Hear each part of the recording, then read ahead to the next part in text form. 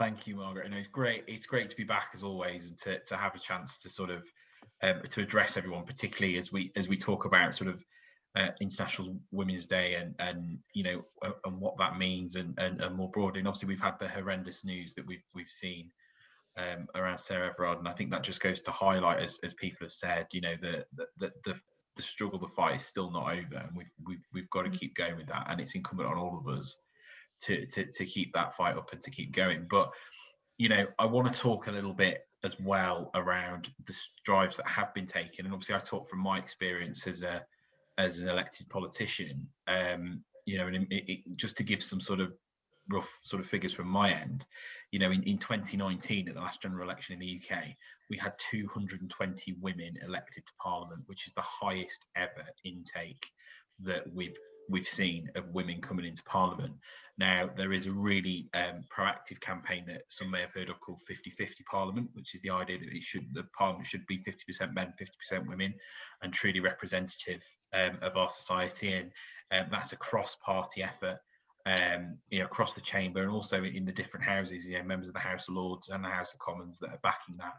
And that's really important because it's so vital to engage women in our political process. And we see those structural inequalities at times that mean that women can't, and we see that also in the private sector too, with people trying to pursue careers. And it's really important that we try and break down those barriers, and that's got to be done from the inside out as well. So I think campaigns like that are absolutely vital. From my own perspective as well, I mean, my staff is 75% women.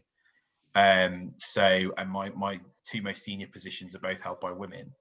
And it was really important for me to have a representative staff and to have a team behind me that were representative of the community that I was elected to serve. And I think it is absolutely vital to ensure that that we do that as well. We promote women, and for me, as I say, it is really crucial to sort of lead by example in terms of the decisions that around who I took on to lead and to drive my team forward. And I have some fantastically empowered women that work for me, from all backgrounds, and Margaret, you touched on it as well in terms of the work that has been done around sort of domestic violence and abuse, particularly in my constituency. And I think, having people on the front line in my patch that have shared some of those experiences, and equally have had the experiences of being a mother and holding down a job and powering forward. I mean, to be able to share that and to understand that, many of the people that approach me, particularly, if we're talking about women in distress, are, mothers trying to raise a family, trying to keep it together and going through these horrendous situations. So it was really important that we ensured that I ensured that the people had people they could empathise with. And more broadly as well, one of my big areas of interest, as I'm sure Margaret, I've talked to you about a few times, is around social housing and that provision of housing. And we know that women are more adversely impacted than men when it comes to trying to get social housing and the battles that they get. And if we look at some of the figures, I mean, statistically, women spend 55% of their income on housing, opposed to men who spend 36%. So there are those inequalities there as well that we've got to keep championing, and we've got to keep fighting against, and we will get there. I think we've all seen the renewed vigor in the fight to ensure that we get this right. And it's absolutely vital that we get this right, because this is about the future of our society. This is about making sure that the brightest and the best can contribute, they can aspire, they can continue to achieve, and ultimately that we can be truly on a level. And so to combat those inequalities that are there are going to mean that we all benefit.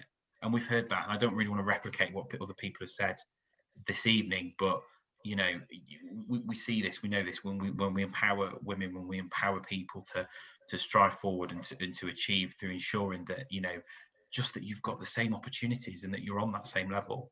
That's what's absolutely vital. So, through my work, I hope I can continue to support the aims of the UPF, and particularly on sort of International Women's Day and UN Month of the Woman, to keep striving forward to ensure that we have more empowered women, that we have that 50-50 Parliament, that we recognise the role of women, but also the challenges that women face, and we work together as allies, as a community, to ensure that we can overcome those boundaries and have a truly representative society. So I will leave my comments there, but it's so great again to join you all this evening to share this with you. Thank you so much. Please stay where you are. I'm inviting Robin to give Ambassador of Peace Award. This is for your amazing work, not only supporting women. I'm sure there are lots of things you're doing that are good, like the housing you talked about. So please go and do more, and be with us. Yeah, thank you. And now, Thank you.